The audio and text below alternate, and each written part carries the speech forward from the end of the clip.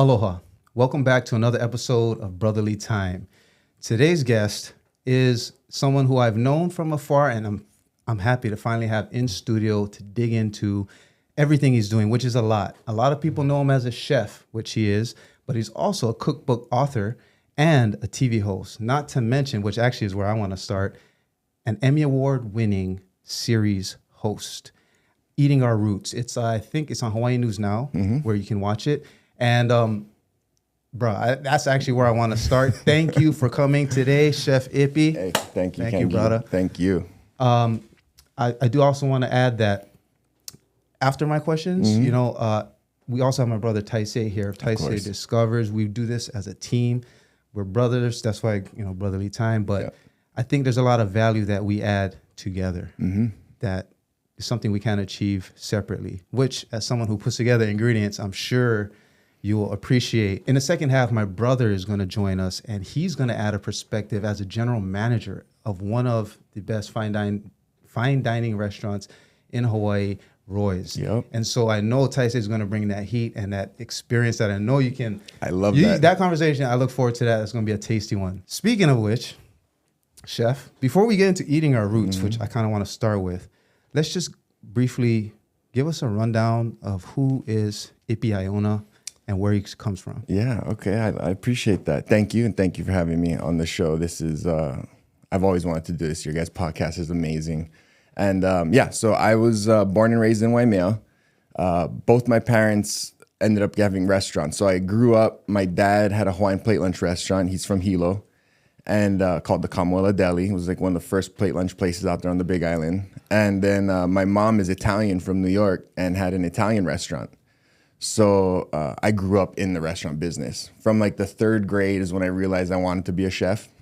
This old Japanese lady named Masayo, who was our chef at my dad's restaurant, gave me a Chinese cleaver in the fourth grade for my birthday. And that was like a big deal to me. I was sold after that. I was like, yes, I'm going to be a chef. She told me I was going to be a chef, and that was it, So I went to school at the Cordon Bleu in San Francisco, and from there, I just, I went on my journey. I've done a lot of cooking competitions on Food Network. We've got named Forbes magazine 30 under 30, which was a big deal for me. And then I came back home because I'm a firm believer in always bringing your talent back to the island. Came back home, and then now I have two restaurants, one called Ippy's Hawaiian Barbecue and one called the Dizzy Pita, where we do gyros, falafels, things like that. And got my new cookbook that just came out a couple weeks ago. Got a new second season of Eating Our Roots going on. Man, you busy, bro. Yeah, we try. Busy. And you know what? Like, to creators out there, like myself and my brother, like, we look up and respect guys like you who are putting it out there. Yeah, it's not easy. And I know you got a team behind you, and so I do want to give them some shine as well. So wait, this Chinese cleaver, what is that? What is that? So that was just your basic Chinese cleaver, which a lot of people say that, that could be your only knife. You can do everything with that. You smash, pick up, cut, mince, julienne, anything.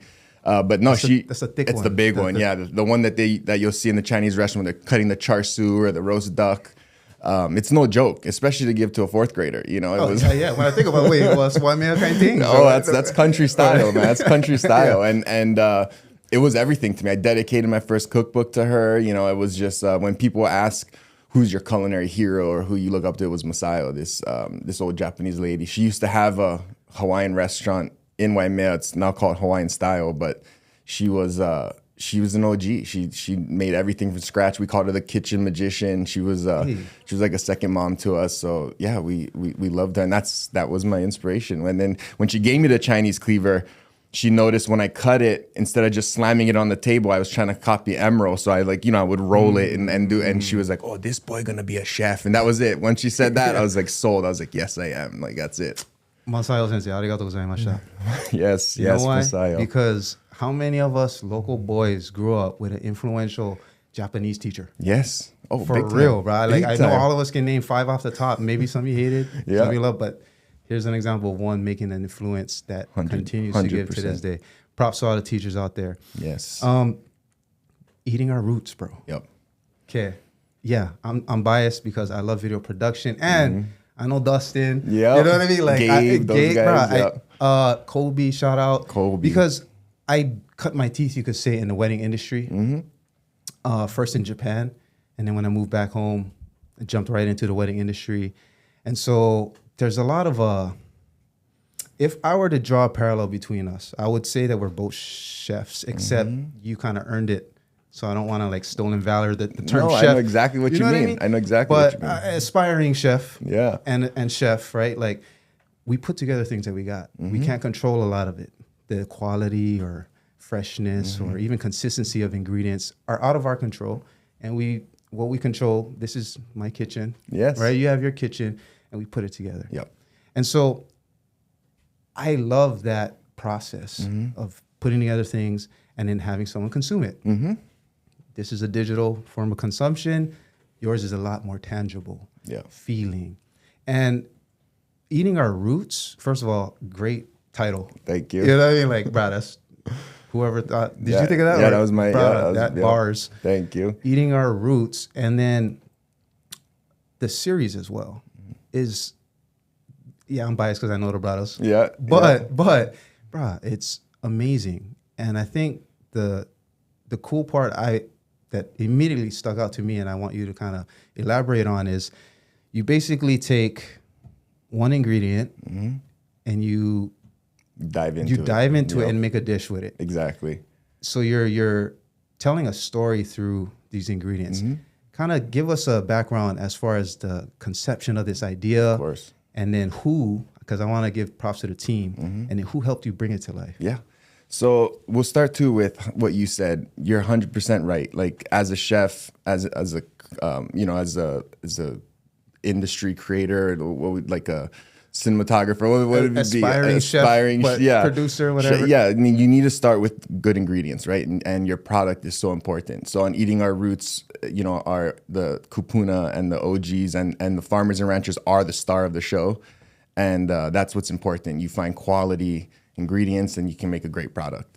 And so with eating our roots, it all started. We were talking about doing a show on K5 and doing it, after Hawaii News Now, and had this whole thing set up. Kobe, which is with Aria, she owns Aria Studios out in the Big Island. She has an amazing series called Hometown Legends. And me and her sat down. We ended up getting to create our own passion project, like whatever we wanted. We had the time slot on Hawaii News Now. We were ready to go, but we had to come up with the concept. And so Kobe's always had a thing where her dream is to be able to record as many kupuna as possible and tell their stories, which is how Hometown Legends came about. And so when me and her were talking, we were like, well, what else? Like, who else out there needs their voice to be, shouted out from the mountaintops? Who needs their stories to be told? And in my industry, it was a no-brainer. It's the fishermen, the cowboys, the farmers, the ranchers, the purveyors, like the people who are the backbone of not just our industry, but of our lives, because they're who feed us, So once we had that idea down, we're like, okay, they're gonna be the stars. I'm just a facilitator. Like I just, I get the questions out of them and stuff, but we wanted to really make that the cornerstone of the show. And so with Eating Our Roots, what I call it is a food anthropology show. I've always been into food anthropology, like the way that food affects different cultures, where food comes from, where a certain ingredient has gone and how it's changed and affected cultures. And that's always been something I've been interested in. So with this food anthropology show, we take one ingredient. There's 3 blocks. We always talk to a kupuna first, somebody who's been doing it their whole life. I mean, we're talking legends on this show. And so we meet with the kupuna, get their insight. Then we go somewhere where they're either using that product to produce something, or maybe someone a little younger doing it a little different. And we interview them, and then I take the ingredient into the kitchen and I make a dish with it. So you get to see all the different aspects. You get to learn the story, learn the history of these ingredients and how they affected Hawaii and how they've transformed our culture into what it is today. Bruh, and it's done chef's kiss. Like yes, that was a big part for us. Bruh, I was like, this is like Netflix level. I'm sure what's it called? Something table? Chef's table. So that's so fun you said that, man. It's exactly when we were sitting down, we're like, hey, what we want to do. And we actually printed out pictures and videos and everything Yeah. from Chef's Table. We sat down, we said we want it to be less Food Network and more Chef's Table. Brother, and you guys killed it. Yeah, a little. Oh, so the team, like who Yes, so Kobe and I started the whole thing. It's our passion project. We're producing it together. She's directing it. And then Dustin and Gabe. So Gabe is the cinematographer. Gabe is unbelievable. I mean, the stuff that he does. And then Dustin is also like super talented. Dustin's actually also who did my book with me. But he also does the drone footage and all that stuff. There's only 4 of us. And then Alec Kanashigi, he's the editor and does editing and stuff for it. So yeah, 5 of us, small team, all done by Aria Studios. So huge shout out to them because we're super tight knit and all of us. This is a passion project. So nobody's getting rich off of this thing. It's not at all. Hey. You know, it's something that we're doing for the yet, love. maybe, yeah, well, that's the goal eventually. Bruh. But we're doing this for the love and every season we're so touched and even though it's a ton of work, we're always like, you know, when you're doing something that means something, it makes it all worth it. Oh, that's the So compensation, the payment, the Yes. payout. And bro, that's so fortunate to have a small team like that you can really make the expression quicker. Yeah. Right. Smaller team, move quick. Maybe it's the same as like a kitchen, right? You get Yeah. roles, division of roles, and then people do what they gotta do and they pour their own mana into it. And bro, I love it. And you know what? As someone who has aspired to make similar types of food, well, I said food because I'm thinking video. It's the same thing. We consume it, right? It's We do, consumables. 100%. Like, bro, for real, like you would. I think you would like this little analogy of like us being cooks or chefs. I'm sorry, you chef, aspiring chef, but like I feel like there's, especially today, there's levels to this, right? So food, for example, you can have the same ingredient. Like your first episode of season 1 is beef, right? Ulu, pig, I mean pork, all kind, right? But let's just say beef, for example. Bro, beef can be from one snack, jerky. It can be like on food truck and some tacos. It can be at the finest dining, $500 a head plate. It's all beef though. Yep. And I feel like there's a certain amount that you do, and you guys have done very well with this Eating Our Roots series. It's like you've created a fine dining yet accessible fine dining version of something for me to consume. Yeah. Both visually, like the series is fire, but then also like the dishes you make. And this combination of consumables, I love it. It's our table. I mean, it's Hawaii's version of that. Yeah. Whereas, you know what, like, I think there's room for something like this. Podcasting is a little bit more, I'd say, like food truckish. Yeah, It's accessible. Exactly. And The mass people, yep. It's for everybody. Yep. But that food truck might also have a restaurant. Yep. Or that chef just do a concept with this food truck. And so I think like this parallel with like making these things for people to consume is just, you guys are in the perfect intersection. And so, of course, I got my eyes on the future. But what I want to know, like, when I was watching you interview people, in my head, I'm thinking, okay, chef, right? Yeah. But now he's like host. You know what I mean? Yep. So like, how was that putting on those different hats, or was it even a? No, yeah, it's a big difference. A lot of chefs don't like to be in front of the camera or out there. I started from when I was young, when I started competing on Food Network. The first show I ever competed on was called Food Network Star, where basically if you win, you get your own cooking show. I was only 23 at the time. And so a lot of it's camera work, and you know, and we did good. We went to the finales in that. They ended up saying I was too laid back. I don't blame them. I am very laid back. Yeah. But it was one of those. I started then, and I started realizing that the camera has no soul, so it just sucks your energy right out of you. So if you're like low energy, it makes you seem even more super low energy. You know, so there's a lot of work that goes into camera. I mean, it's a whole different beast. You know. But because we're doing a subject that I am so close with and that I know so well and that I love, it kind of makes it easy. Also, these people that we're talking to are so passionate about what they do that it's inspiring, and it's it's an easy transition for me. The part that I would say was the toughest, but also the most rewarding, was the actual writing all the, the voiceovers and doing all that. That was probably one of the bigger ones for me. I like the voiceover narration. Yeah, thank you. Yeah. We weren't planning on doing them as much, and then when I did the first one, they're like, "Oh, you can write good, and I was like, "Yeah, I enjoy it," and so they were like, "Yeah, that's it. Let's start doing voiceovers," and also, so that part was a little more, difficult on my side, but the actual interview parts, they're so rewarding. And there are some people I interview that's super intimidating. You know this, I'm sure. There's a few, there's guys like me, and that's like more like, okay, I can. It's more, and then there's some of the uncles and some of the OGs that come on that I'm just like, whoa, like hard to get the words out, and they stare right into your soul, and it's like you're pulling out their life story, and it's just it's intimidating. So, but no, the transition as from chef to TV host. I made my first cooking video when I was I think I was 4th grade, 5th grade, around there, right when I was getting my Chinese Cleaver. I made a series called The Little Italian. This was before social media and everything. With VHS camera, the whole thing. And so I've always kind of wanted to be in that industry. I always looked up to Emeril Lagasse and Tyler Florence and these, TV guys. So I've always wanted to be in that industry. I didn't know that the industry was going to change and turn into what it is today, which is so much more competitive and so much more intense. But yeah, it's something I always wanted to do. So when I had this opportunity, it was a no-brainer, and it was a go. How competitive is the chef industry in Hawaii? Super competitive, and not just Hawaii now, but because the world has shrunk, and with social media and with everything, the world's shrunk. We can see things that are happening on the other side of the world. We can follow people from different countries. We don't even speak the same language. We can see things that we never saw before.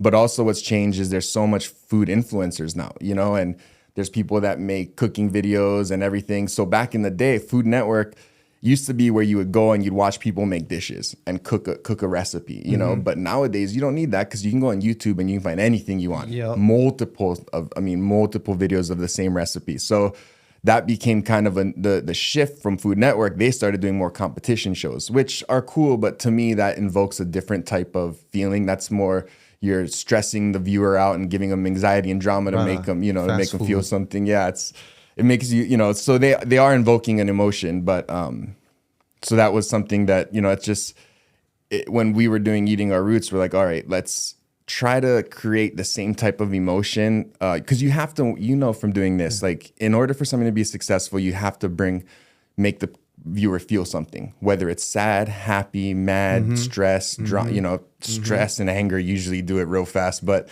with us, we're like, let's make something where the people feel for the farmers. So we talk about what they're really suffering with and stuff to make them feel that the pain of the farmers, but then we also show their achievements and what they're doing for us. So you start feeling sympathy, and it's a show that makes you feel empathy a little bit. And I think that it's another emotion that you can bring out of people that will be just as successful as bringing like anxiety or stress or something like that. You know what? Again, back to this analogy, we're going to do it all podcasts. Yep. So, look, like, there's fast food versions of shows. 100%. Low calorie or empty calories, saturated fats, processed foods, but it's made for you to consume. Yeah, I'm glad you're saying that's it. Doom scrolling. You're right. Yeah, it's chips, it's Cheetos. Like that's a perfectly engineered Cheeto. It's made for you to finish the bag, right? Yes. Just like these shorts or videos, or whatever. Like, but then there's a nourishing side of it as well. So I don't try to avoid it altogether. Yeah. We need that nourishment. Everything has a place. And so what you're doing, to me, is like, that's the seasoning and nourishment that we need. Yeah, I appreciate that. I like that. It's organic, if you will, right? It's an organic, free-range version of something that can be taken in that fast food direction. Yeah. So there's a healthy introduction of consumables that you guys are putting on the market that I just really appreciate, and want to respect everybody who's a part of that. Yeah. But when you said, I want to ask you what you consume. I do want to ask you about video-wise. Yeah. Like what you watch. Yeah. The way I'm watching Eating Our Roots, for example, that I feel is nourishing. But before that, I want to ask, do you know of it's this YouTube channel? I think it's Lejichi. I might have said it wrong. It's a Chinese woman somewhere in China.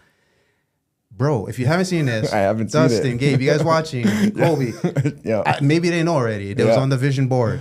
Yeah. Brother, that is, to me, one of, if not the sort of pinnacles of what I think it should be consumed. Because one, it's what do you call it? Like there's no narration. Yeah. There's sounds, there's audio, which is more environmental, but also like the sound of the green onions being cut, whatever. But it's shot beautifully. It's like 30 minutes an episode, and it's just from start to finish. Yeah, she was literally build a mud oven, brick oven, like it'll and no be talking. like no talking. So you're just watching the process, time lapse, B-rolls, like all kind. And it came out years ago. Me, like I introduced it to at that time I think they were 5 and 4. Bro, they was watching it. Really? You know what I mean? Not Bluey or whatever. Yeah, I was watching this lady and trying to go from like one to done and more, and it was all shot beautifully. Anyway, it makes a difference. Visuals are what, that's why I partnered with Dustin to do my cookbook. That's why we're blessed to have Gabe and Dustin. Like, visuals are the most important part. I know the show wouldn't be successful if it wasn't for these guys and how their attention to detail and the angles and what they do with the camera is the reason it makes it the most. It's the same with cookbooks. The pictures make the whole difference. Visuals are cooking's the same way. Visuals is part of cooking, right? Especially Japanese culture. We got Japanese background. Yeah. You eat with your eyes first, and so it matters. Before you smell and taste, you'll see it. So, but back to I want to know, what do you watch to feel nourished? That's a good call. I have a lot of friends that are in the industry and that do things. Chuck Mateo, and I have Justin Warner, and some of these guys that Justin does a Tournament of Champions with Guy Fieri and those guys. Most of the time, honestly, most of the stuff I do is the same thing like that. I mean, YouTube.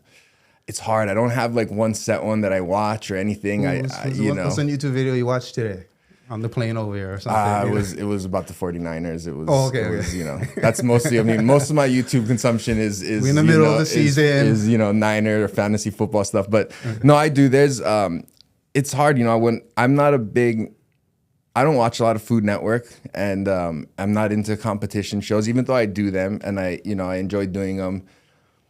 Just not that into them, but it's cliche and stuff. But the stuff that, like with Anthony Bourdain and the stuff that there's a new show called Omnivore on Apple TV, which is very similar to Eating Our Roots. Beautiful show, but stuff like that. It's I don't get a lot of time to do that, but when I do, it's usually just me coming up on these things and finding them. I don't watch a ton of like the cooking recipes and different stuff online. Well, I mean, but, movies too. Like, what inspires you? Music, movies. When you're cooking, what are you playing on the radio? Like, well, I'm a big reader, so I'm. That's where I think I grew up dyslexic. When I was, you never stop. But when I was growing up, I had a hard time reading, hard time writing.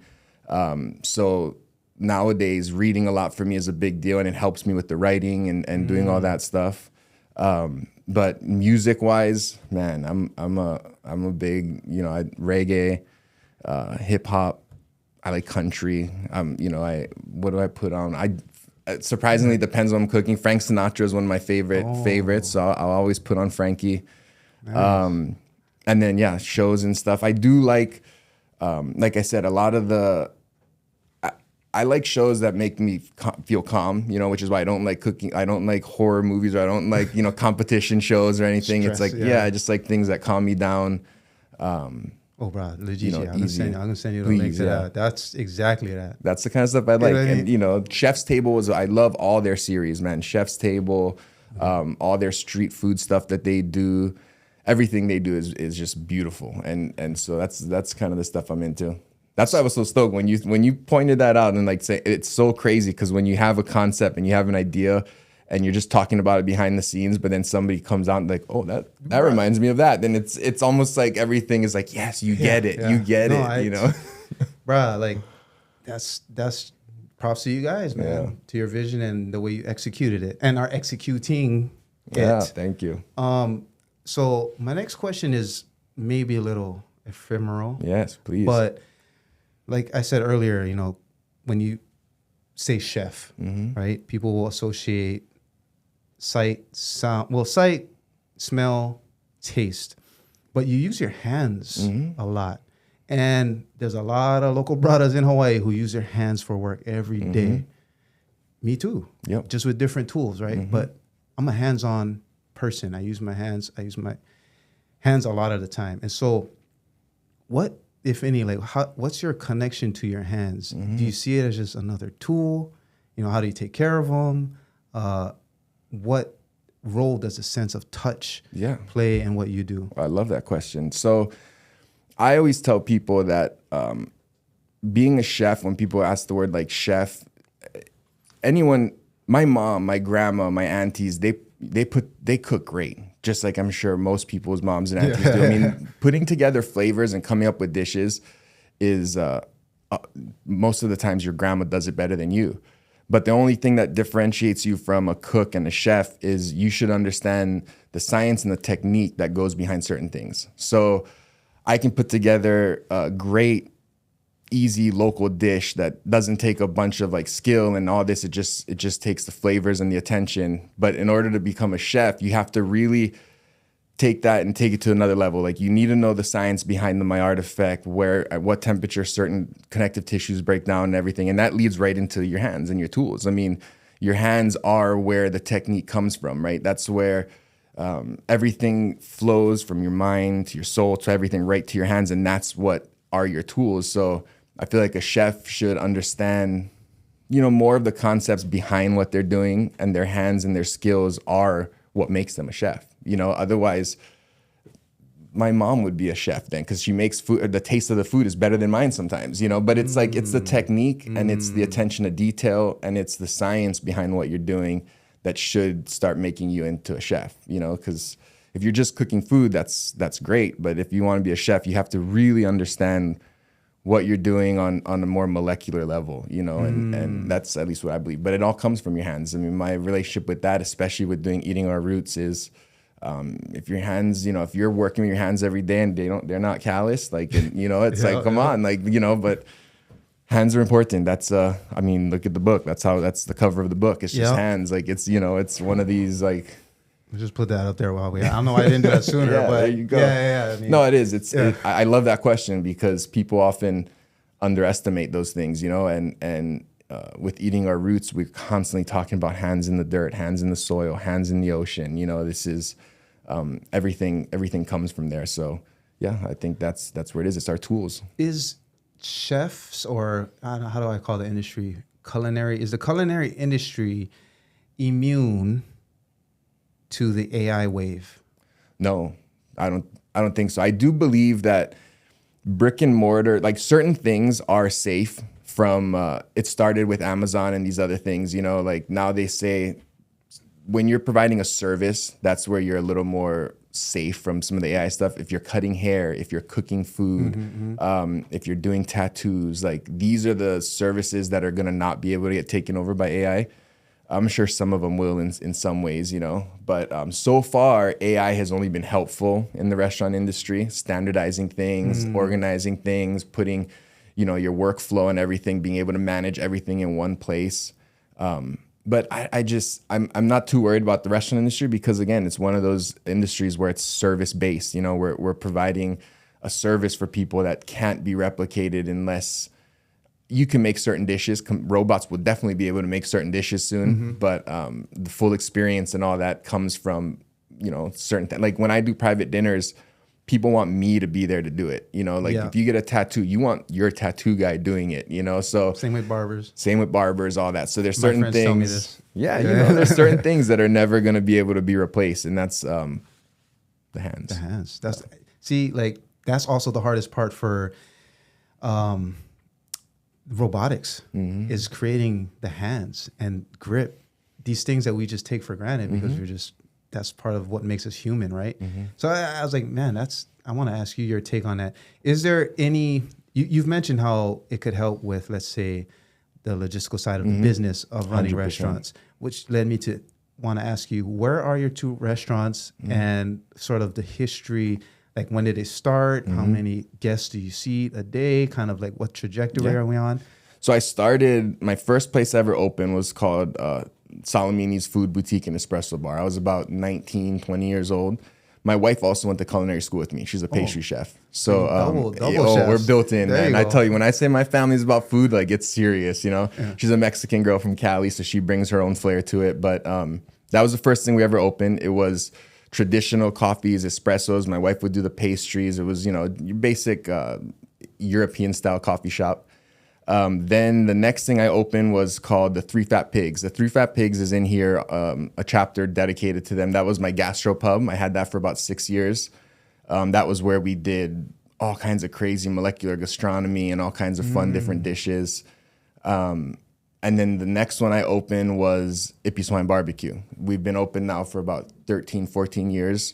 We have our new location, which is up in Waimea. And it's a standalone. So we started off in the food court. I always tell everybody, man, the number one thing you never should look too big. Like the Three Fat Pigs was a 6,000 square foot monster restaurant, 2 stories, bar and lounge upstairs.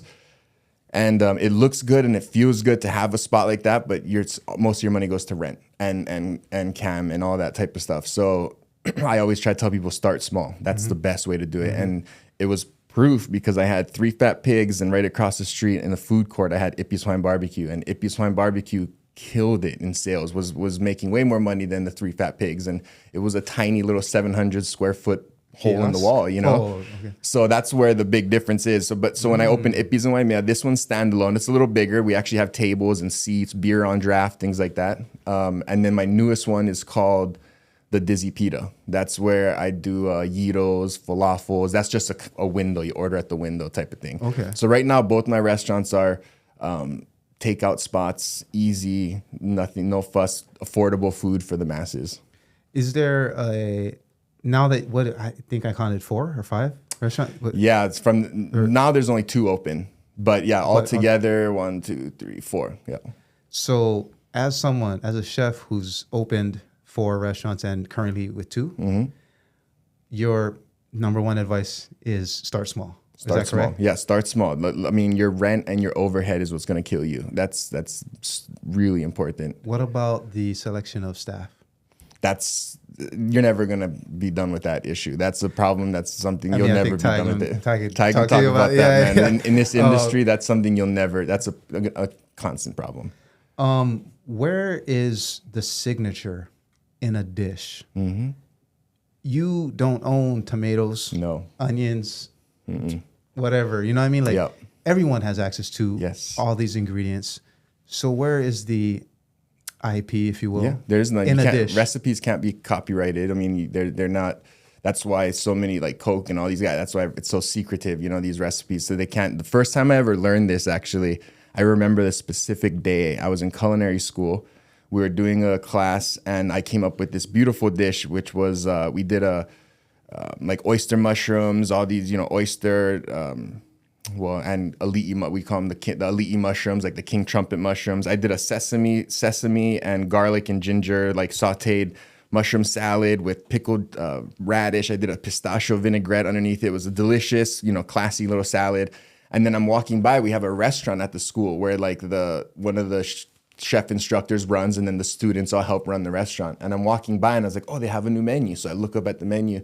Right there on the top of the salads was my mushroom dish, sesame scented mushrooms, pistachio vinaigrette. So I was like, what the hell? So I go into the restaurant. I go up to the chef. I'm like, chef, what's up? I was like, that's a dish I made in class like a few months ago. And he's like, yeah. He's like, lesson number 1 that I'm gonna teach you right now. He's like, recipes are up for grab. He's like, you can't copyright them. You can't. I mean, you know. And then that's where I learned right there. I was like, okay, that's a serious thing. Like people will take what you make.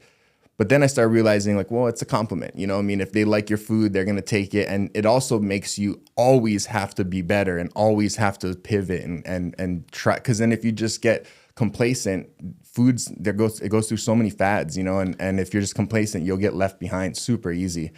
But you're 100% right with it. Like I learned my lesson early, so I wasn't too stressed about it.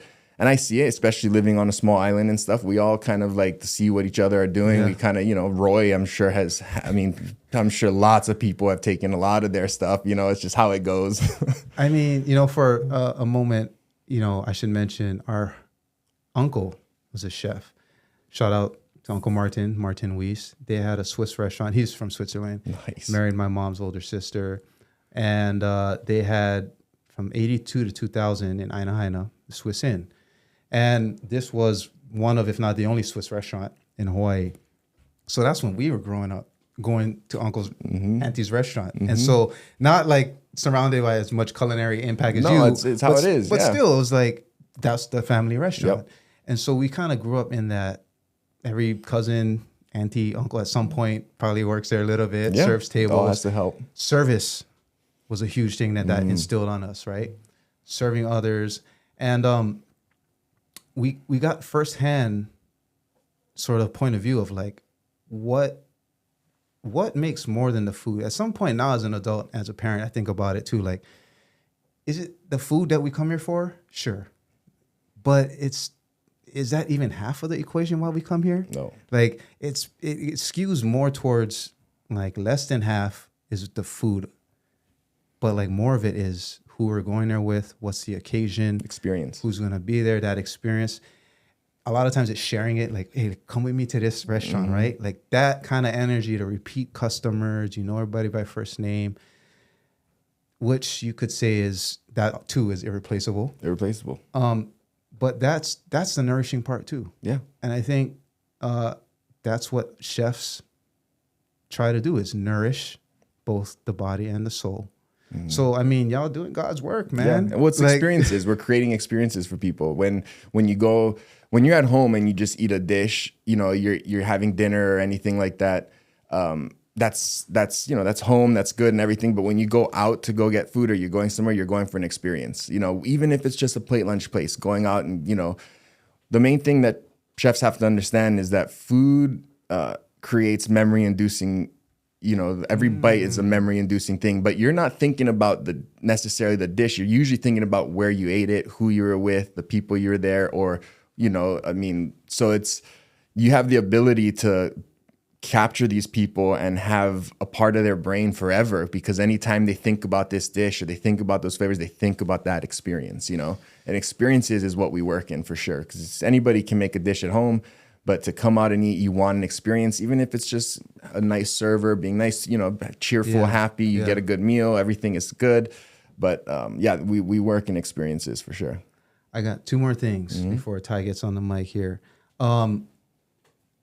First of all, for me, middle-aged dude, probably got go-to recipes I can do. You know what I'm saying?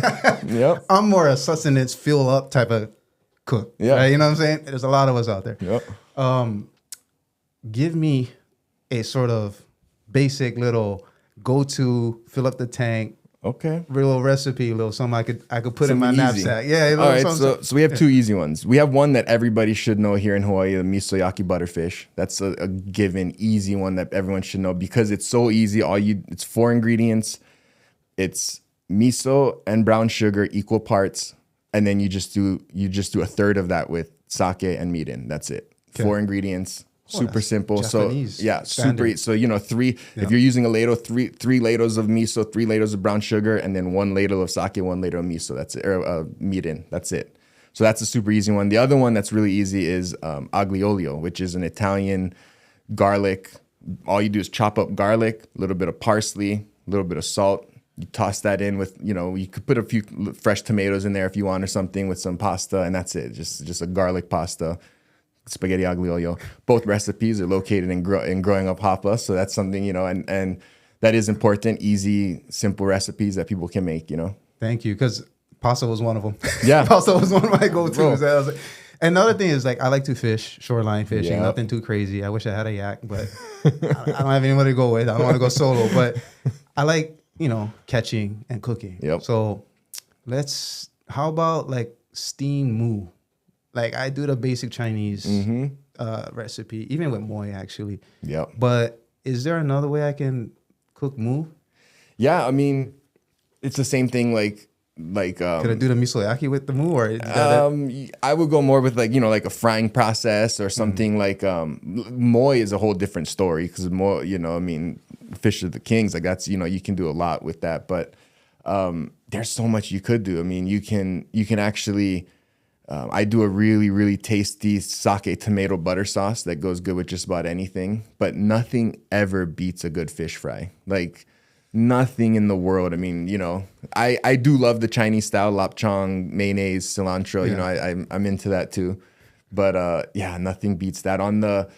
On eating our roots, we do, I think we do uhu and some other stuff, but we end up making this really nice like fish stew type of thing. That's always a go-to also. You know, you never waste any of the parts of the fish. Create a nice fish stew, throw a little bit of lime, cilantro, coconut milk in there, just make it nice and creamy and easy. But yeah, you know, there's 1,000 ways to skin a cat, you know? Yeah, thank you. And I will want to, before I switch over, I want to tell you about a mutual friend of ours, Kealoha. Yep.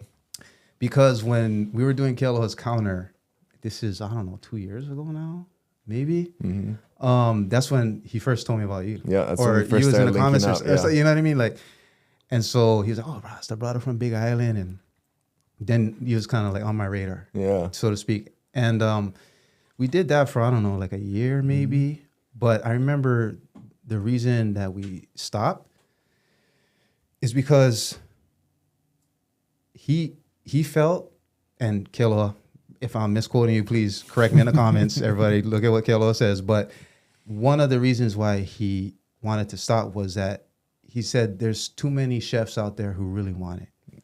Yeah. And at that point, the account was, you know, traction, TikTok, Instagram, and people were giving him the label of chef. Yeah. And he kept encountering other people labeling him as chef. And he's like, he knows the difference, right? And as you stated in this short time, like now I think people know the difference between someone who can cook and a chef. And so he wanted to honor that title of chef. That was part of the reason. Okay, correct me if I'm wrong. Yeah, he's a special guy to do stuff like that. So before I get out of here, can you just lay it out for us as a chef yourself? How do you define chef? And to the young person out there who wants to be a chef, what can you say to them? I love that question. Okay, so when I talk to some of these farmers and ranchers and people that I've been doing on the show, what I'm realizing is there's work and then there's lifestyles. Like when you're a fisherman, that's your lifestyle. That's all you do. That's your dedicated job. That's your whole life. When you're a, you know, when you're a farmer, that's your lifestyle. That's like everything. Now, today, people want to be jacks of all trades and do multiple things. But I feel like to be a chef, it has to be your life. That it has to be dedicated. That has to be what you do. You don't have to necessarily like, you know, run a restaurant or do anything like that. You should understand, like I was saying, the difference is you should understand the actual, you know, the science behind food and what you're doing and your techniques and how things work like that. But I've never been anyone. I don't make my guys in my restaurant call me chef. I mean, they, you know, I'm not one of those guys who's like super protective of the word, because you're not going to change. You know, people are going to call themselves chefs. Influencers are going to call themselves chefs. They're going to be doing this, you know. So it doesn't affect me as much. For me, if you want to be a chef, then that has to be your life. You can't call yourself a chef and not depend. I depend on what I cook and what I make to feed my family. You know, that's like what I sell, the restaurants, all that stuff that feeds my family. So to me, if it's your life, if it's your lifestyle, if it's feeding your family, if it's what you do, then yeah, you're a chef. You know, that includes my guys in my restaurant that are cooking every day and feeding their families and stuff. Like I'd be fine with them calling themselves chefs. You know, I'm definitely one of those chefs that don't take it as serious. I don't force my guys to call me chef. I'm not over there. You know, it's most of them just call me Ippy. You know, it's like it's different for me. But there are certain standards that you should uphold. It should be your life. That should be it. You know, I mean, you can't call yourself something if it's not what you're all about. You know. If you ain't in it 100%. Yeah, that's basically it. Because and without being rude or anything, like you're right. There's a lot of people out there, influencers and stuff, who call themselves chefs. And then I see them at events or I see them doing things and I'm just, you know, I'm like, hey, good on you. You know, I mean, it's all this, but And honestly, I feel like we do have to start opening it up a little more, because some of these guys that do call themselves chefs, it is their life, you know, and that is how they make money, and that is what they do. So I think the chef term is we have to, it changes just like everything else in life, you know, and it morphs into what it has to be. So I'm not here to say these influencers shouldn't call themselves chefs. If food is all they do and cooking is all they do and that's it, you don't have to be able to feed, you know, 600 people in a service and stuff to call yourself chef. You know, I mean, you could if you could be a YouTube guy and making videos, and if that's all you do and food is your whole life, then go for it. Like, you're not gonna offend me. Appreciate your insight, brother. Of course. I'm gonna let my brother jump on. Thank you. Thank you so much. Thank you. Chef Ippy. Oh yeah, bro, you were speaking my language the entire time, and I was thinking, because so a lot of my podcasts, I'll do research on guests, and I'll formulate questions for them, and then I'll systematically ask them throughout, depending on how the conversation is going. But for this particular one, I was like, I'm just gonna wing it. Yes, because we are both professionals in this industry and share a passion. So we have that relationship, and I think that'd be cool to just have a conversation like I love that. Right? That's what people want to see. Absolutely. So first thing I want to ask you is, I've never been to your restaurants. I actually didn't even know about them. If I'm walking in for the first time, what can I expect? So you walk into Ippy's. It's your basic plate lunch place. You have a big counter. We have a huge mural in the back with all different Hawaiian words. We have Masau's name up there too, but you know, whatever. It's your basic plate lunch place counter. Beer on tap in the back. Big menu, just like every plate. Too big of a menu, basically, like every plate lunch place. And yeah, like friendly face at the counter. Order your food. Sit down. Gets called out. I mean, this is as casual plate lunch as it gets. This is, I mean, I created it after my dad's plate lunch restaurant. That's just old school, plate lunch. And then the Dizzy Pita, it's walk up to a counter, literally a window in the wall, and you know, it's street food, Mediterranean street food. So yeah, Ippy's is like every other plate lunch place. It's comforting. Locals know what to get, what to expect. It's a place to hang out. My dad's spot was notorious for all the old cowboys and construction workers. Yeah. We opened at 5 a.m, so they would all come and sit down at the table, stay for a few hours, drink their coffee, eat their breakfast. It's a hangout spot for sure. Okay. And how would you explain your portion sizes? Yeah, that's a big one. That's a good one, because like everybody during COVID, you know, you had to make tough decisions. And for me, I never touch my portion sizes. I feel like plate lunch, it's a standard, man. Plate lunch has to fill you up. I mean, it has to. You're not, plate lunch isn't there to be, you know, it's not no fancy plated. It's to feed you and to get you through the day. So my portion sizes are good. They're big. But you know what's actually funny is when I first opened, I give good amount of food. And when I first opened, I had a different size box, and everybody's like, oh, you got to give more food. But they weren't finishing their plates still. And I was like, I'm giving choke. So I literally got a little smaller box, and everyone's like, oh my God, your portion sizes are so big. It's like, I'm serving the same portions, you know? But that was something I had to do during COVID. I was like, all right, what are we gonna do? I was like, no, I'm not gonna change my portion sizes. We raised everything a few, 25 cents, 75 cents. That was the big deal for me, having to raise up our prices, because I haven't raised my prices since I opened 13 years ago. And that was a tough one. But for me, I was like, all right, I'm not going to skimp on the food. I'm not going to skimp on the quality, give them what they already know, but just, you know, charge accordingly. So our portion sizes are big. Solid. Yeah, that's what you expect, right? And your lunch break. So if somebody was from out of state, right, and they come to Hawaii and they hear that, hey, plate lunches are really popular in Hawaii, how would you describe culturally what plate lunches are in Hawaii? Yes, that's a fantastic question. So I break it down into 2 boxes. You have Hawaiian food and you have plate lunch. They shouldn't get mistaken. You know, they're 2 different things. Hawaiian food is our traditional cultural food that we know and love. Plate lunch is an amalgamation of all the cultures and people that have been here and have come here throughout the sugarcane plantations and everything. It was their way of expressing themselves. You know, when the plantations tried to keep cultures separated. So they didn't want one whole plantation with just Chinese working on it and stuff because they were worried about people striking and unionizing, all this other stuff, right? So they tried to keep them separate. So they couldn't talk to each other. They couldn't do any of that. But what they would do is they'd bring their food, right? And you don't have to talk the same language to enjoy somebody else's food. So it started turning into, that's what plate lunch was. It was everybody bringing their own plates, started with bento boxes and all these different things. And all of a sudden it turned into what we know as plate lunch. There's a big advantage to students, I believe, when kids go to culinary school and they're from Hawaii. It's a huge advantage because if you grow up in a Mexican household, you're making Mexican food, Italian household, Italian food.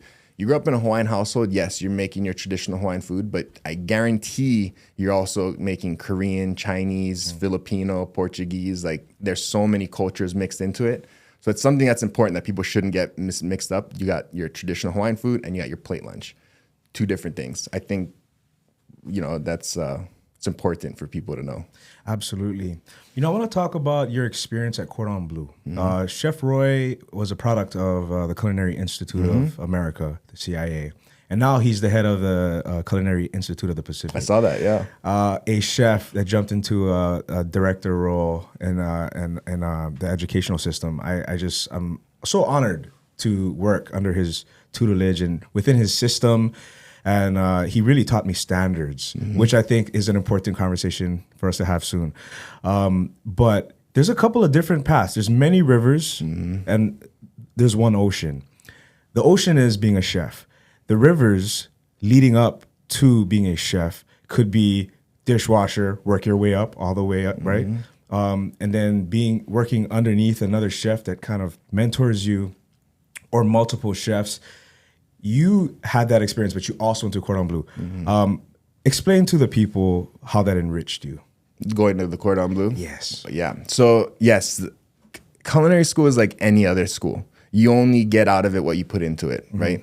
A lot of times kids go to culinary school because they don't want to go to university or they don't, so they think it's like an easy way out, but it's not. It's a tough industry. I would say out of all the kids in my class, I don't know, maybe 4 or 5 of us are still in the industry out of, 20 students. Wow. So, and which sucks because they're paying student loans, so it's not, but anyway, I always believe that what you get out of it is what you put in. So when I went to culinary school, I did everything I could. I was working with the chefs, going to caterings, doing, everything I could.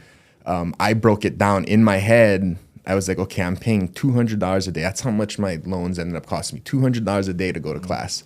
And I was like, there's no way I'm wasting this. So, I tell people all the time that you don't have to go to culinary school to be a good chef. Most amazing chefs don't go to culinary school. The only thing that culinary school will teach you is techniques and certain things. Cordon Bleu in specific, it's a French curriculum. So you're learning French, mother sauces and different techniques and, petit fours and all these different things. So it's not fully necessary, but it helps to give you all those little things. It's like, musicians, like some musicians are just naturally talented. They don't need to, go to music theory classes and all this. Some of them do, and it helps, So I think that's the same with culinary school. It just gives you the attention to detail and helps you learn little techniques, because there's a lot of stuff chefs won't tell you if you work for them, little secrets and stuff they have that they won't tell you. But at culinary school, they always tell you. And it's the one place in the world, I feel like, where all you talk about is food 24 hours a day. It's amazing. Like just if you're geek that's out. it. You're geeking out. All this, how culinary students are. They're so into it. They're just talking about food constantly. I remember Top Chef just came out back then, and we all had like pools, like we were betting on people, like it was like the NFL playoffs. Like it was. It's a unique place if you love food, for sure. You mentioned Anthony Bourdain earlier. He is probably one of my greatest inspirations. And you also said that you do narration, or you write the scripts, right? And he was poetic. He was a renegade poet that was also a chef for 20 years and really kind of stepped into his greatness in his 40s, kind of where I am. And you're 40s too, right? 36, yep. Oh, right bro. There. Yeah. Nah, you're 30s. Right, no. Tell my bones that, right? It's in the spirit of Anthony Bourdain and the fact that he globetrotted and saw many different cultures, if there was one culture that you could visit and intern with to learn their techniques and flavors, what would that be? Oh, man. I would say either Indian or Chinese. They're always like the best, man. Like if I'm ever going to competition, I see an Indian chef, I'm like, oh God, this is going to be hard. Like their food is good. Yes. And they're just the way they put flavors together and the way they understand balance. And with Chinese, same kind of thing. It's so vast, and there's so much different types of regional Chinese cuisine that if you were able to master something like that, it would be amazing. So yeah, I would probably go India and then China. That would be two cultures. If I could really learn everything about it, I just feel like I'd be such a better chef with it. I feel the passion in you, the way that you're talking about this. And, for those that don't know, the restaurant is kind of divided into two main parts. The BOH, the back of house, and the FOH, the front of the house. The front of the house is where I earned my stripes working as a busboy, right? I got hired in 2004 and literally just worked through the ranks, pretty much every single position to the point where I got to be the general manager, the one that's ultimately responsible for the operation, the bottom line, the numbers, the labor, the ordering, everything, every aspect of running a successful restaurant. And for those of you who don't know, running a restaurant is no simple task. No. Everything relies on guest satisfaction and how you get to that goal, right?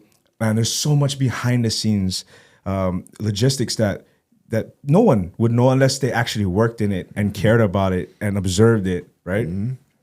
With razor thin margins and high rent per square footage, food prices going up, tariffs on wine and all that.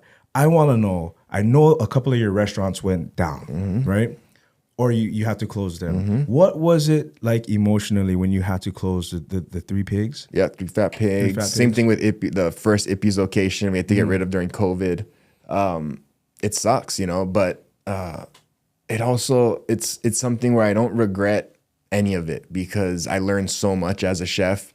The first thing I learned with Three Fat Pigs, I actually ended up changing right at the end. We changed the whole concept because I realized that as a chef, you can't cook for yourself. You're cooking for your demographic. You're cooking for your customer. Yes. And White Koloa has a specific demographic. So, but when I had to close my restaurants, it was tough. The Three Fat Pigs wasn't.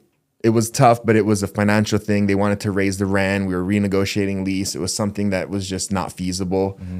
So that was kind of out of my hands. It was, it wasn't. It's like an ex-girlfriend. Like you don't want her, but you don't want someone else to have her. It's like one of those situations.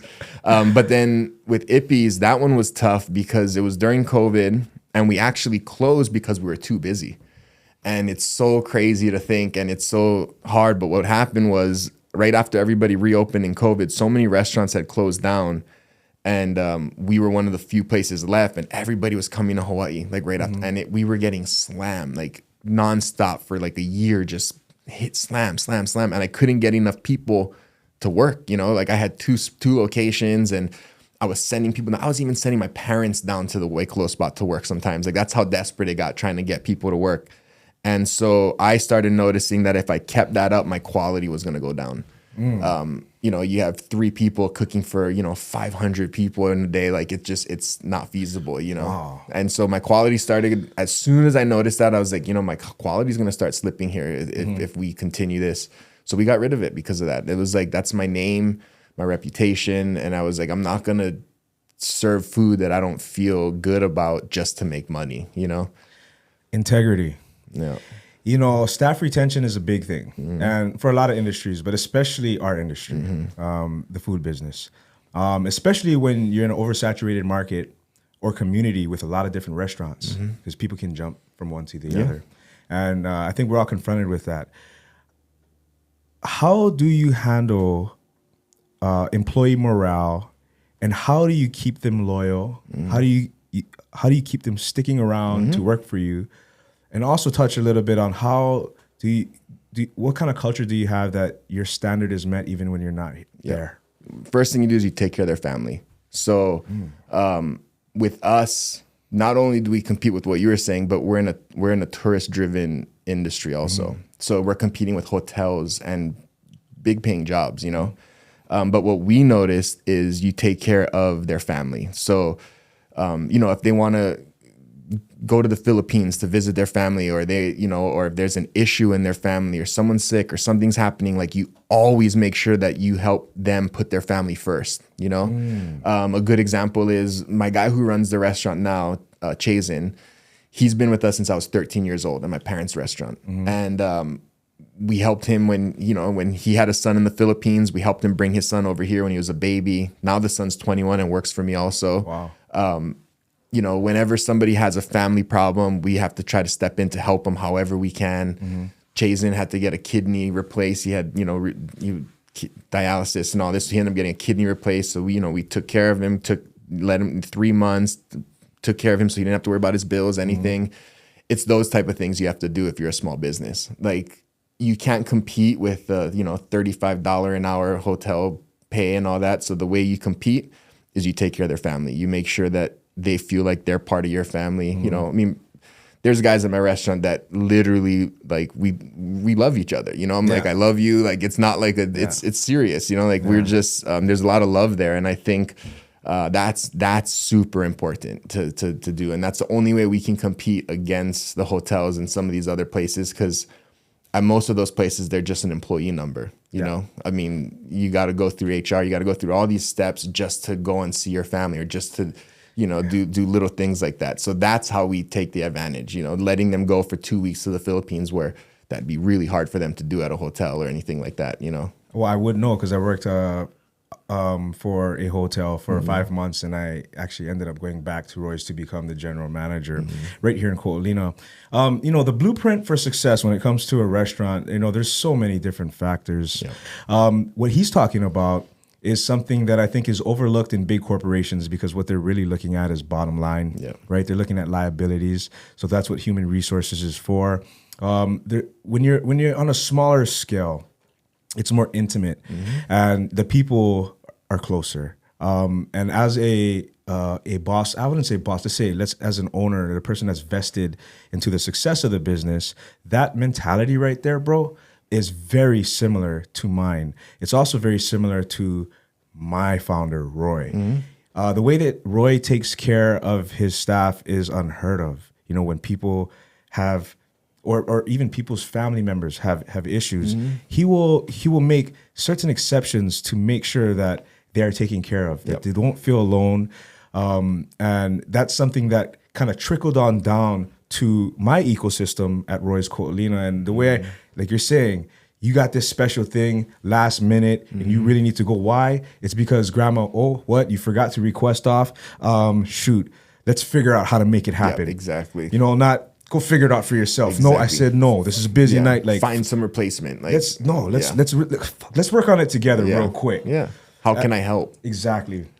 So besides a couple of weeks a year when it comes to blackout, like if anybody wants any day off, they get it. Yeah. And that is a great perspective. I wanted to talk about sacrifice, because a lot of people don't know the types of hours that chefs work, and actually even front of the house managers, the amount of time we spend away from our family, and the sacrifice that it takes. When you said that your wife is also a pastry chef, I was like, so you pretty much never see each other. Yeah. Well, I'm lucky where she works with me. So okay. We're able to, I have 2 daughters, a 3-year-old and 6-year-old, 2 little girls. So she's busy with them also. And then she comes in and helps me with all my big events, caterings, private dinners, all that type of stuff. But having a wife who is in the industry is a big thing, because she understands my schedule. And that is, you're on all day, all night, basically, whatever they need, whenever you got to do something. So it's really helpful to have someone who's in the industry who knows that, because chefs are probably, there's a few jobs that are probably like really bad for relationships. And chefs are definitely one of those jobs that are really bad for relationship, because you're working constantly. It's always late nights. It's, you're working around, alcohol and all this stuff constantly. It's just, it can be a really bad environment for building relationships. So I'm really lucky the fact that my wife understands, because she's in the industry with me. Okay. I want to ask you this. How does Chef Ippy cope with the stresses that come with being a chef? My daughters, obviously, my daughters are a big release for me, being able to play with my girls. But I do this with my family. So I grew up in the restaurant business, working with my parents, and then now I get to work with, you know, my wife, and then my parents are still involved. They're still helping me all the time in the restaurant. So honestly, for me, I think about this every day, that the fact that I get to work with my family, and I know people say it's hard to work with family and all that, but the fact I get to work with them every day is the blessing in itself. And that makes me feel like, yes, I'm working, it's stressful, it's all this, but the support system and having that, knowing like when I'm on my deathbed, I can lay on my deathbed and said, I feel good. I didn't just focus on work. My work was with my family, so I was with them every day. I was working through these things with them. So that's a big comfort, knowing that you got your family, having them help with everything. Obviously, you do have to give yourself time, and you have to take breaks. You know, like I was saying earlier, I do a lot of reading. I like to. You know, I like to draw. I like to do things. Having 2 girls, I don't do much of that, you know. But it's family. Family is always what brings people back. You know, family is always what helps to center you and understand what you're doing it for and why you're doing it. You know, so I think that's what happens. As fathers of 2 girls, I totally understand what you're saying, and so is Kenji.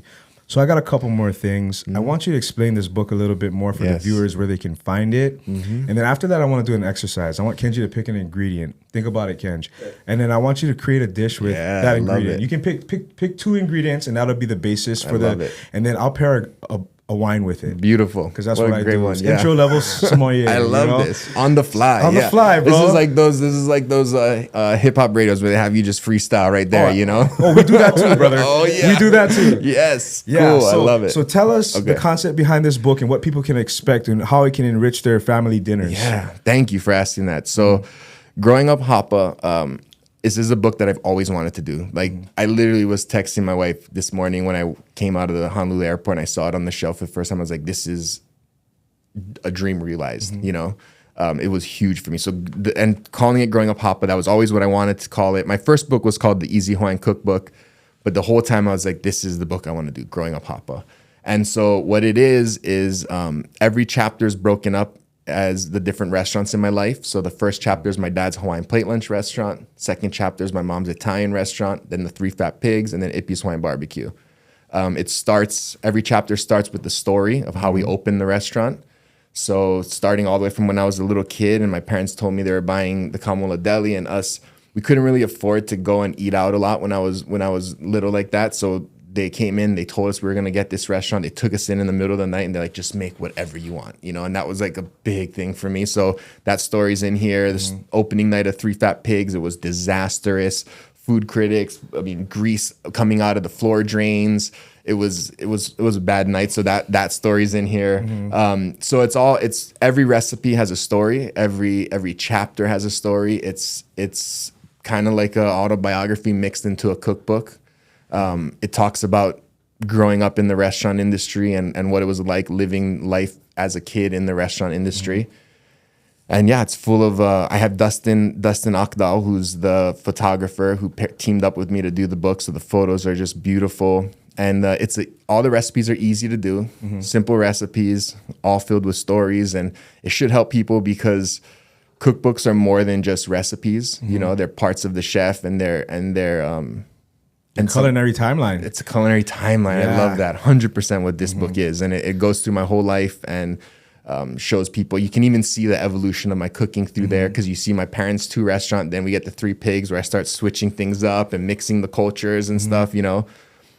So yeah, it's a culinary timeline of my life. And you can get it on Amazon. It's in a lot of the bookstores here in Hawaii. Mutual Publishing, shout out to them. They're the ones that published the book. They're a local publishing company here. They did all Uncle Sam Choi's books and everything. So I wanted to keep it local. And I'm really now focusing on Hawaii and keeping my name and everything here in Hawaii, you know.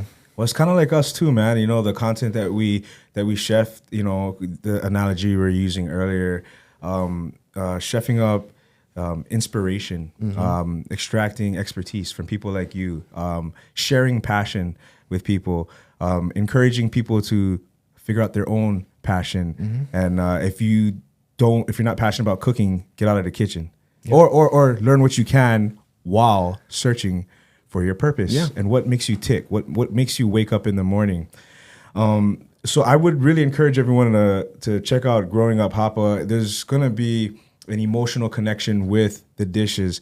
And sometimes food tastes better when there's an emotional connection. Is one thing that I've absolutely experienced 100%. In my 22 years working at Roy's. Wonderful restaurant, Roy's. Kenji. 2 ingredients? 2 ingredients. Chef Ippy's don't get mad at me. No, that's okay. Bro. Well, and one thing too, I want to talk about what you were just saying real fast. How like, you know, if you don't want to be a chef, like, you know, then, but there's so many jobs in the food industry nowadays. Like I remember I was serving a table at the Three Pigs, and this little kid, it's like, oh, chef, can I talk to you? And I was like, yeah. He's like, man, these ribs, they're so perfect. They have a nice hit of acidity, but they're also savory and all this. And I look at the kid, I'm like, wow. I was like, you probably want to be a chef when you grow up, huh? He's like, no. He's like, I want to be a food critic.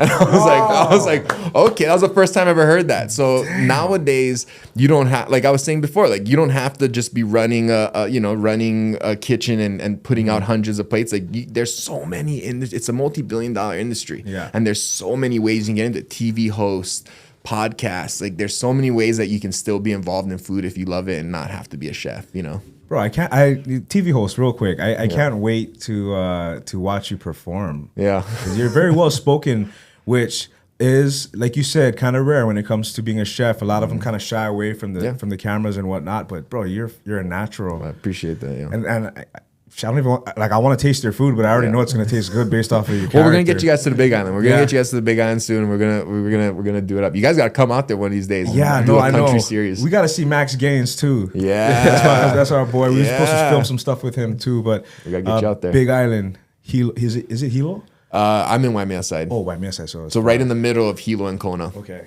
You ever been to Moon and Turtle? Yep. Yeah, Mark Pomaski. He used to be a corporate sushi chef for Roy's. Yeah, they're good. Attention to detail. Attention to detail. Source local. This was caught today. Attention to detail. This is a Vel we're serving tonight. Yep. Caught with a net. Yeah. You know what I mean? Like, that's the kind of stuff they do. Yeah, that's what they do. They serve turtle or what? No, I don't think so. Honestly, it's actually funny because we when we were doing Eating Our Roots, had this old school Hawaiian guy on there, and he was like, we were talking, he's like, you know what I miss is the turtle. Like he's like, that meat was so good. And he's like, back when I was a kid, and that was the culture, you know. I was like, oh, I get it, you know. But I was like, we're not gonna put that on though. Yeah, unless you want to be on Hungry Hawaiian. Yeah, I was like, no, we ain't gonna put that one on. But it was and be canceled. Yeah, I was cracking up. But that's the old school Hawaiians, you know. I mean, that was part of their diet. It was a food source. Yeah, 100%. Yeah. Now they're the tourists better not touch them. Yeah, no, please stay away, and don't give me turtle as one of the ingredients. No, but it does start with T. Oh, okay. Tofu. Oh, and Calamansi. Oh, tofu and Calamansi. Okay. Of course, Kenji. 2 recent things I've had. So.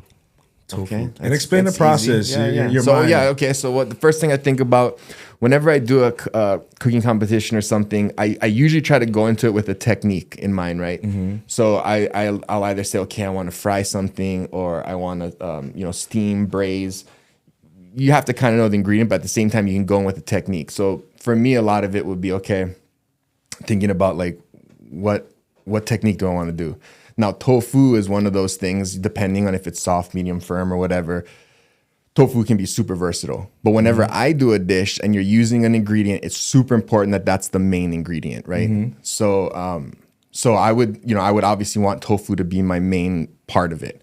Second thing is I never do a duo or a trio of anything, ever. Like that's super important when you do competitions, man. You never want to do a duo or a trio, because if one dish tastes better than the other, or like, you do, here's tofu 2 ways, never do that. Okay. Just because if one's better than the other, you're going to get docked from the other. You know what I mean? It's just not. So I would say with tofu and calamansi, I would take the tofu, I would pat it dry, obviously. Mm-hmm. I'm a big, just like most people, big agerashi tofu, like a fried tofu type of person. So I would start there, batter it up. What I would do is, before I do all that, I would take some soy sauce, throw it in the smoker. So we'd do a little smoked shoyu, right? This is something I did when I did barbecue brawl. It was tasty. You take it and you just smoke shoyu for a couple of hours. You get that nice kiave flavor in there. So I would start with that. Then I would add the calamansi to that. So we would make a smoked ponzu, smoked calamansi ponzu. Then you want to also do something that's a little different, right? And you want to, you don't want to just do your basic, like, if I just fried the tofu, it'd be cool and everything, but then you want to kind of take it up to a different level. So that's where I would try to figure out a way to incorporate some soft tofu or something into the dish, but make it part of the dish instead of something, So that's where I would probably start adding it into my ponzu, where I would take it and puree it up, make it into a sauce, and then add this. So we would call it basically a smoked soy and calamansi tofu sauce, type of thing. So you have some more viscosity to it. We'd start with that, put a little bit of that smoked ponzu tofu thing. We put a little bit of the fried tofu on top. We would always, and finishing it up, probably take a bunch of garlic, grind up the garlic, throw it in the deep fryer, make crunchy, crunchy garlic bits, throw that on. And then you always want to do a little garnish that's a little different. So because I already have the tofu, the tempura batter, which is what I put the tofu in, I would take that and I would throw some green onions in there, some tempura fried green onions, throw that on, put that on top, more texture, more flavor. And I would go that route. If it was just for me, if it wasn't a competition, if it was a competition, I would do that. Tempura fried, tofu, smoked soy, tofu, calamansi sauce, fried green onions. If it was just me, I would take the soft tofu. I would take a little bit of the coconut milk, with a squeeze of the calamansi in it, and I would just eat it like that. Soft tofu, heat up the coconut milk a little bit with calamansi and put it right in there and eat just like that. That's how I would eat it. But if I was doing more of a competition, that's probably what we would go with the fried tofu. You also you don't want things that would take long. You don't want anything on that level. Interesting. When you said that off the bat, Kenji, I was like, okay, I wonder where Chef's gonna go with this. But in my head, I'm thinking, I'm definitely going white wine with this. At first, I was kind of battling with like a Provence rosé. Which you could go with as well, but there was no spice on the dish, right? No real spice, just the fried garlic, the fried green onions, and then that sauce. Okay, so if there was spice, I might gravitate towards maybe a late vine Riesling, something that had good acidity, good fruit, right? But because there's no spice, I don't think we need something that robust. I think a dry Riesling from Germany. Maybe falls, would be excellent because the acidity makes everything food friendly, right? With the wine and the acidity. With the soy, that would be your savory, your salt, right? The citrus, depending on how heavy the calamansi is, that calamansi is a pretty strong citrus, when used heavily. But I'm sure yours would be balanced. I would say a nice, clean, dry Riesling from Germany would go excellent with that. Okay. Yeah, that's what I would choose. But when it comes to wine, I'm never a snob. Yeah. And I'll drink anything with anything. Yep. You know what I'm saying? So, but if somebody wants to get geeky and do like an actual scientific pairing, that's what I would go with. So I love that. Thank you, bro. That. Of course. That was sick, man. Yeah. So tell the people where they can find you. Tell your 2 restaurants again, and maybe any projects that you have coming up, TV shows and stuff like that. Yeah. So my 2 restaurants on the Big Island, Ippy's Hawaiian Barbecue, the Dizzy Pita. Growing Up Hapa just came out about 2 weeks ago. I'll leave you guys with your copy. You can get this on Amazon. It's in the airport. It's in a lot of local stores because Mutual Publishing does a lot of the local stuff. And then Eating Our Roots. We're on season 2. First season was our Emmy award-winning, huge deal for us. So season 2, we're on episode 3 right now, every Saturday at 8 p.m. on K5. But you can also watch, they're all free online also. So you can literally just Google search Eating Our Roots and all the episodes will pop up for free and people can watch them online. New projects, we're in the process of them right now. These 2, the book and the show are the big ones right now. And then doing more like this, getting more out into the community, talking to people like you guys, just spreading an awareness because with Eating Our Roots, the stories we're telling are so important and they're so relevant right now. Like we're in a major drought on the Big Island and people don't know that, people don't understand. And it's really important for us to start telling these stories and letting people know. So yeah, I mean, that's what we're doing right now, and I love it. And you know what, like you said earlier, you and Kenji, lastly for me, is that, you know, this is an expensive passion project. Yes. Just so everybody knows, you know, like it's we're not doing this specifically to be compensated monetarily. That would be great in the future, but what's driving this is a greater reason. It's a greater purpose, and it's really to bring awareness to the things that we talk about. For this, man, Big Island, how does this current drought affect the farmers? How does it affect the produce and prices, right? And then also the restaurant, and then that price gets passed on to the consumer. Why are things so expensive? There's so much to this industry and to what we do that it's to bring awareness is really one of the many reasons why we do this. And we really appreciate everyone's support. I appreciate you, Mike Kai, Aloha Amen hat. Appreciate Ke Aloha Water. Sorry, technically our first sponsor. Really? Yeah, it's good. They provide us water, and so we shot them out a little bit. Heck but yeah. you know, it's a gradual process, and I think that if we continue to persevere, then we'll get exactly where God wants us, the universe wants us. Yeah, and do what you guys are doing. You stay true to yourself. It's so important, man. Like when I put out content and when I put out stuff, I only put out stuff that I know is true to me, and it's high quality, and it's, you know, it's super important. What you guys are doing is that exact same thing. You're putting out quality stuff. You're not just putting out what people want to hear. You're putting out what people should hear. Yeah. And that's important. And that's what this podcast does for sure. And that's why you're here, my friend. Chef Ippy, thank you for flying from Big Island. Of course, for you guys, anything. Pleasure to meet you, brother. Thank you, guys. Thank you so much for watching this interview. If anything in this video made you feel something, please share this video with someone you think would feel the same way. This channel is a product of two brothers born and raised in Hawaii, using our skills, our story, and our growing network to unleash our creativity. For us, being creative isn't optional. It's a duty. We've got some incredible interviews and creative projects coming up, so be sure to subscribe so you don't miss what's coming next. Thank you so much for your support. It means the world to us. Hope to see you in the next one.